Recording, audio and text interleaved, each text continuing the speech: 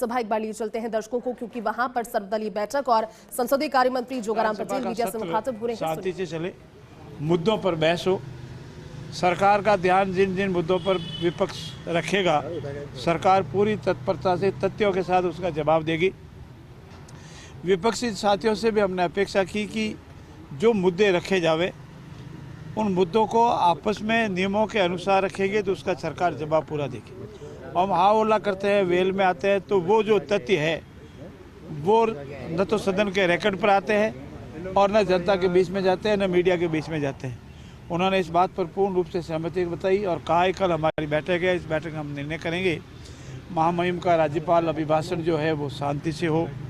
उसके बाद जिन जिन मुद्दों पर वो सरकार का ध्यान करेंगे, सरकार की आलोचना करेंगे, समालोचना करेंगे, ध्यान आकर्षित करेंगे, उसका सरकार पूरी तरह से जवाब देगी। मुझे पूर्ण विश्वास है कि आगामी सत्र नियमों और परंपराओं के अनुसार चलेगा और जो हमारा सदियों से एक इतिहास रहा है, हमारी लंबी परंपराएं रही है, उसकी हम पूर्ण रूप से पालना करेंगे।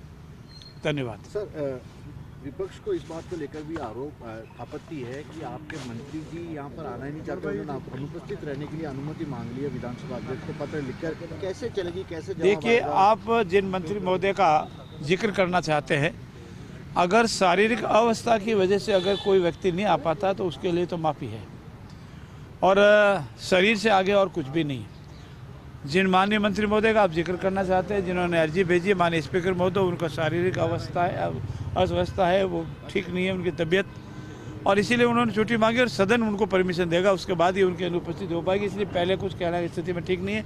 वो वरिष्ठ है, सरकार का भाग है, सरकार के साथ पूरी तत्परता से कार्य कर रहे हैं। मुकेश भाकर का भी निलंबन हुआ था पिछली बार विधानसभा। देखिए, वो 6 माह के लिए हुआ था और आप 5 अगस्त तक गिन लें, उसके बाद तो स्वतः समाप्त हो जाएगा। उसके बाद में भी कोई अगर विपक्षी विषय को रखेंगे तो हम सकारात्मक रूप से कार्रवाई करके सदन चले, सभी माननीय सदस्यों को अपना पक्ष रखने का मौका मिले, इस पर गंभीरता से विचार करेंगे। धन्यवाद।